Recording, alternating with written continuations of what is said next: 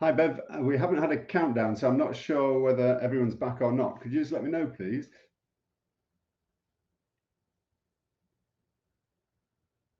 Oh, brilliant. Okay, thank you ever so much, and welcome back to the main room. Well, that was a relief. I actually got onto some tables and watched people playing the games, and there were nearly some table thumping as people were getting into those discussions. So it was absolutely fantastic to at least experience a couple of them. And I'm sorry I haven't managed to get round all of the groups. I know we still had some technical problems and lack of communication with a couple of colleagues. I think that's to do with someone's firewall at their college.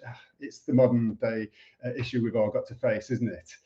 Again, just like before, can I ask you to stick your card number and favorite strategy in the chat, please? Again, you're doing that so that you can say to everybody else, have a look at this one, discovery demonstration. Have you seen that one yet? I'm sure some people will put that in there. So Mark's, yeah, okay, thanks, Mark. I can see everyone at the bottom. So 3 mobile phone documentaries. Delighted that Karen has chosen that one to take forward. When you look at some of the sort of established evidence-based practice that's been celebrated around the sector, you've got to be really careful about that, because there's some absolutely bang up to date modern approaches to pedagogy that are blowing them out of the water. I would say Q&A, how dare I say this, has largely had its day in its old format. There are just fantastic ways of doing it now that don't leave any passivity in your classrooms at all. Wikis, Jamboards, whiteboards, collaborative tools, the wikis particularly. Now I've gone back face to face doing my training sessions, I wouldn't be without my collaborative tools, because they just do it differently. Nobody is left out. It's just fantastic. So what else have we got there? So if you haven't yet seen mobile phone documentaries, perhaps you should add it to your list. Karen's certainly recommending that. Mel, card number 9, discovery demonstration. Yes, that's definitely one of my favorites. I absolutely love it. It's so often when we see teachers doing demonstrations live in class, they've got a horseshoe of learners around them, they're doing their demo, and what they're doing pedagogically is saying, I want you all to remember this sequence of events. So when you get to doing the application stage by yourself, you will remember what to do. But the trouble is that's all about memory and recall, which is way down here on Bloom's taxonomy. But discovery demonstration means you're continually asking the learner to think ahead of what you're doing right now. So what should I do next? What do you think the consequence of this might be? What would you do next? Etc. etc. So you're constantly getting them to think ahead. So when they get back to their desks, so to speak, whatever that might mean in your context, they're continually able to say, well, what should I do next? Well, I reckon I'll do this. So they've buried stuff much deeper than just in surface recall. Discovery demonstration, absolutely love it. No one's come up with my absolute favorite yet, but we've got Katrina 20 provocation, fantastic. That's a lovely one. And matching comments to words from Jackie number 14. No one said, I can't remember the card number, but it's trick questions. Oh my goodness me, trick questions is fantastic. In fact, have I got 2 seconds to explain trick questions? So I was in the back of a level 2 graphic design lesson, and I came into the observation about 10 minutes before the coffee break. And all of the learners were in the middle of design, or they'd just got to the end of designing a poster. They'd uploaded the poster to Moodle and they'd been paired up with a mate. And they'd had to write 10 killer questions to really, get their mate to really think about their design. And when they all came back in after coffee, the teacher just said, have you all got your 10 killer questions ready? And they were sort of, rolling their sleeves up and flexing their muscles, saying, yeah, we're ready. They were revved up, ready for this sort of adversarial contest, so to speak. What do you think with all this font usage? And where's your white space and your balance? And then he said, I've changed my mind. I want you to use those 10 killer questions on your own poster. There was a moment of disappointment, because they had really been doing this, but then I couldn't drag myself away from the lesson. I was supposed to go and do another observation, but I just had to see what happened. And watching them use their own critical reflection questions on their own poster and watching how that poster improved as a result was just magical. Because what he'd done, and one of his learning outcomes, was to develop their critical reflection skills. It wasn't a lesson really about poster design. It was about developing their critical reflection skills. Ask yourself, how often do you write a learning outcome that is specifically about one of these skills, not about the subject or the performance criteria for the qualification? It's about the developing of a skill that they can use to learn better and more easily. So trick questions, I highly recommend you all have a look at that. What we're doing here is we're really getting you ready. I'm hoping, normally I'd be able to see this or you'd be able to, shout out at this point, but I'm getting you ready for the punchline, really, which is to say design a research lesson. I mentioned this earlier. If I zoom in a little bit here, I think I might have a zoom slide, yeah. So a research lesson is one where you say, do you know what, I'm going to take a chance. I'm going to have a go at something I've never tried before and see if it happens. And just absolutely as Jeff said this morning, it ain't going to work perfectly first time. I mean, I'm a musician, and we used to say, if you can't play it 3 times right on a trot, you're not ready for the stage. And that 3 times right works with me. I think Jeff mentioned 4 and then 25 for mastery. Absolutely. The implication is we don't get upset if it goes wrong. There's also an implication for your observation team that if they happen to drop in on you, they need to know that this is a research lesson and, keep the hell out, please. I'm doing a research lesson, or join me, but, let me do the evaluation. This is about me, not you, Mr. or Mrs. Observer. So here's a sketch here of how you might plan out the research lesson. And I'd highly commend you doing it this afternoon, as in the sketch. You simply say, do you know what? I'm going to have a look at these ones that I've got on my page 1. Stick a lesson title in, so you're focusing on that lesson for next week or the week after, and then write the learning outcomes. Now, I'm just going to say one quick word about the learning outcomes, because you might remember I said that I collect lesson plans. I've got hundreds, and I analyze them, and in my database, analysis database, you might be surprised at how many learning outcomes, the percentage that are written correctly. It's about 10% are written correctly. So it's a major problem, is the writing of learning outcomes, even though everybody's had that training, way back on their teaching qualification. But there's all sorts of issues, but one key one that we see so often is that the learning outcomes are just a list of to-dos. This is what I'm going to do in the lesson. But the problem is, if your learning outcome is a to-do list, then your assessment strategy, it tends to be an audit. Did I do what I intended to do? Whereas if your learning outcomes are an expression of how learners will be different by the end of the lesson, we call it the walk across the carpet, by the way. They walk into your lesson at this side of the carpet. They have to have walked the carpet and leave your room as different people. And the learning outcome is an expression of that difference. Without going into it in detail, there's 3 differences. They go out cognitively more able, or they go out with physical skills they didn't have at the start, or, and here's the biggie, they go out with an attitudinal change. How often do you write learning outcomes around attitudinal change? Yeah, I guarantee if I asked you to describe the top 10 favorite learning outcomes learning traits you would want in a learner, the vast majority of them would be a really great attitude to X, Y, Z. So pop your learning outcomes in there, and then in the next box, you just say the strategy you're going to experiment with. Now, at this point, I'd normally open the mic and ask someone to comment on the draws that just happened in the game. I watched one beautifully. It was Mel. Mel, I hope you don't mind me talking on your behalf, but the 5 of them have all really well pitched their argument about who had the best strategy for a given lesson. And then when they were trying to decide, is there a winner or is there a draw? Mel beautifully went boom, boom, boom, boom, boom. And she showed how the whole of the 5 strategies could come together. And within seconds, she'd designed the lesson. Within seconds, she'd designed the lesson using 5 formative, learner-centered assessment strategies. How efficient was that? It's just amazing. They all have their place. Sometimes it will be one wins, definitely. But can you think of them coming together to form a lesson? This is why having a long list on your page 1 is so important. But I've got a present to hand you all. If I can just share my screen one last time here. If I just go back to the resource page. Now, you've all got the link to this resource page in your handout, and I will stick it in the chat again if I just grab it while I'm here. But there's this one down here. It's sort of buried a little bit, a little bit deliberately. 50 Shades of Assessment PDF version. So let me click on that and show you what the present is. You can see if I roll down it really quickly that all 50 strategies are here. So let's have a look at what this means. Now, because some people might print this out black and white, all of the blue text that was on your cards is now emboldened and in black. So that's the blue text. And I'm going to come back to that as a punchline. What is that blue text? So how might you use this resource and these 50 assessment strategies?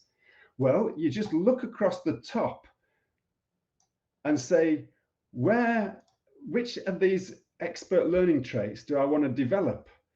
So let's imagine that they've got a really poor attitude to research and reading.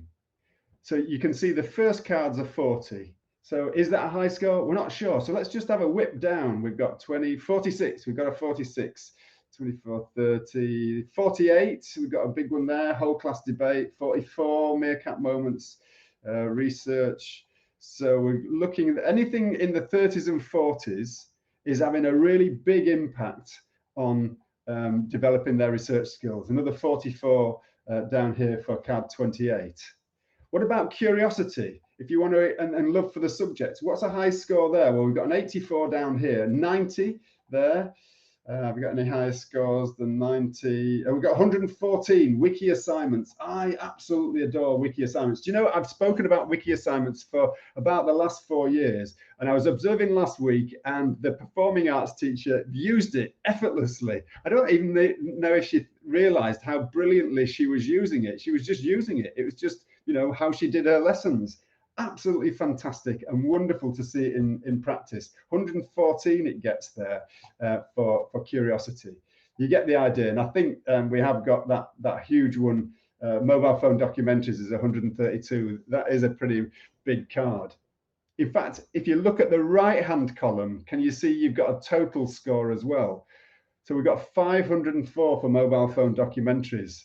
That means this isn't just good on one heading, it's good on a lot of them.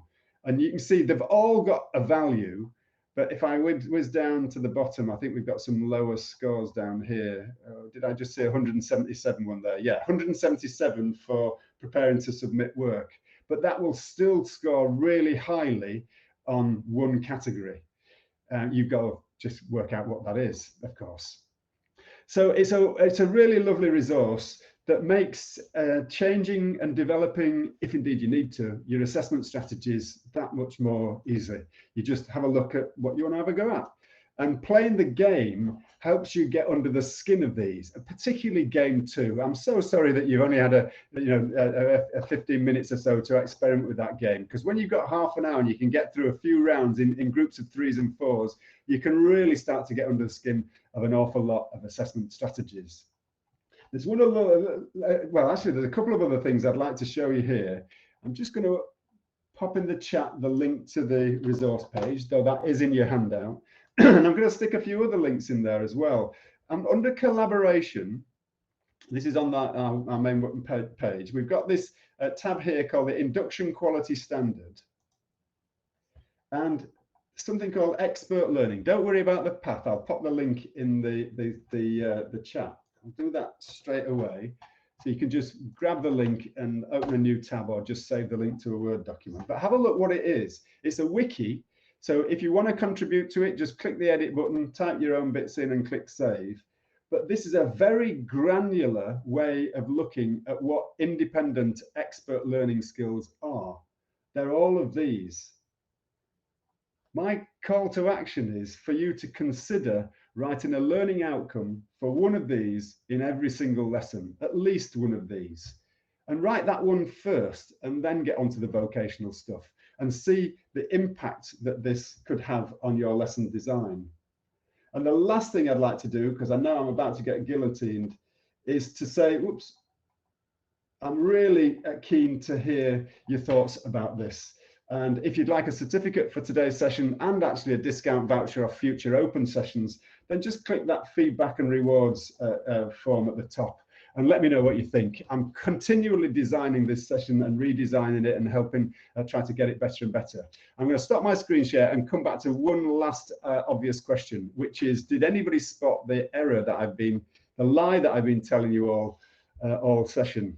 The 50 shades of assessment, were there 50? Did the eagle eyes ones you notice? There were only 47. There's 3 spaces less, and that's not because I couldn't find 3 more spaces. It's because I wanted to leave spaces to collect more. If you've got a fantastic learner-centered formative assessment strategy, I'd really love you to send me it. I have got already collected about another 10, but I'm keen to collect more and audition them for the final of 3 spots. And the final phrase is, what is that blue text? The blue text is what makes that strategy formative. On the Word document, it's the black emboldened text. That's the bit that makes it formative. So when you're trying these strategies out, the most important bit is the blue bit. That's the punchline. So I guess that's me done for the session today. I'm really sorry to those who had technical problems during the session. I'm delighted to those who didn't, and I got a chance to watch you playing the game. It's been a blast from that point of view, a little frustrating as well. But if you've got any questions now, if you want to bob them in the Q&A section. Other than that, I'm going to invite Mark back to the stage to take us into lunch. Thank you ever so much. It's been really wonderful to be with you today. Well, thanks, Tony. That was amazing. Thank you very, very much. Yeah, you're right. It's always difficult with technical problems. Today we've had 7 different speakers. So you're always slightly aware that it's not going to work sometimes for maybe one of those. But fortunately, most of it's gone okay today. So, and I know you were trying something, probably pushing the boundaries of this platform a little bit. So huge thank you for that. I can see as well from all of... I can see from all the engagement on the chat, there's been some really good inputs for those that were able to properly engage with the game and very presentation. So huge thank you. My pleasure. Thank you. I would just want to say as well, as we start to wrap up, a big thank you to your kind of counterpart, I suppose, Stephanie, who was over in one of the other, in the right hall earlier. She had some initial problems linking, but once it all got going, you know, it was absolutely brilliant. Really, really good session as well. So hopefully you two being probably for today in terms of the most beneficial part to our teaching, learning, assessment practitioners, other than Jeff's initial input at the morning. I think hopefully everyone's got a lot out of today.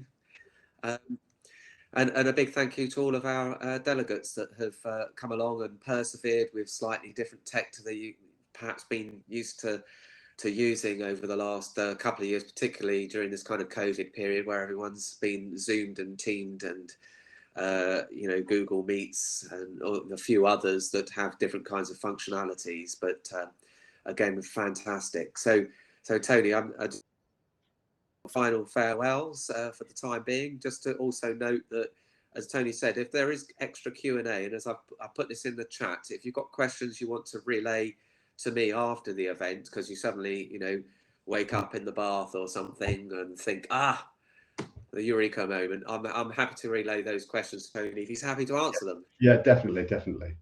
Thank you.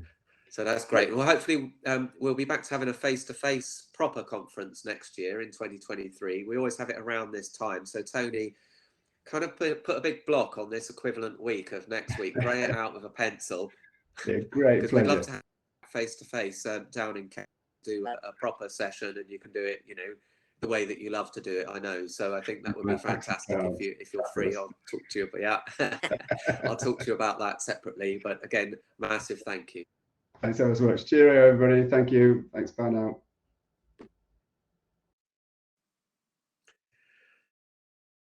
For everyone else, that kind of reaches the end of the day. Pretty much smack on time. Apologies for those sessions where things haven't quite worked properly. Yeah, we've had a little bit of that here and there, but overall, I think it seems to have worked quite well. We do apologise to those that hope to see Alan Gear across in the right-hand hall, but unfortunately, for some mysterious reason, we were unable to engage. I've mentioned what we will try and do for those people that were affected by that. As I said as well, we do hope to be able to post all of the, you know, the resources and materials that we're able to link to today's event on our KFE website. and that will be in the resources or TLA resources section of the site, which you'll find if you're familiar with the site. It has a nav bar that says more on the far right hand side. Click that and you will find it. In fact, all the stuff from our previous conferences are there as well, including for those that weren't able to engage with the Alamgir session. His slides, at least from last year, are also there, which remain pretty pertinent, I think, on the Prevent agenda. So that brings us to an end of you having to suffer me. You will now very shortly revert to the table view. I see there's still quite a lot of people in the hall. You're welcome to carry on chatting. If there's some of you there that want to carry on talking about Tony's session that's just finished, and you're all animated and excited about it, brilliant, please do so. You've got till past in the hall space to move around, chat to each other, and make the most of those features. So thank you all, and thank you to all of our speakers who have been with us today. Big thank you to Kelly, by the way, who I never managed to get to drop in on delivering the wellbeing session in the left hall. Thank you to Young Minds, who kicked us off in the left hall this morning, for those support staff and so on that were particularly interested in looking at the mental health agenda and the support that Young Minds can provide. And of course, big thank you to Jeff Petty, Richard Bainan, and of course Stephanie Wilkinson, who I mentioned. I know in all of their sessions they've been very open about post-event questions. So just to reiterate that point, any questions, email them to me. I'll put a link in the chat in a moment if anyone's missed it. It's there 3 times, but it's basically kentfurthereducation@gmail.com. For those of you that do know my actual email address, you're welcome to send it there as well, or the Rule 5 address that we use for setting up the events. So I will pick those up and relay them to various speakers as applicable. I'll let you now get back to networking, and thank you very much, and look forward to seeing some of you again at the T-Levels conference, which will be on the 13th of May at Mid Kent College's Maidstone site is the current plan. I don't think we're going to be changing that. So information will be on our site about that in the coming week or two.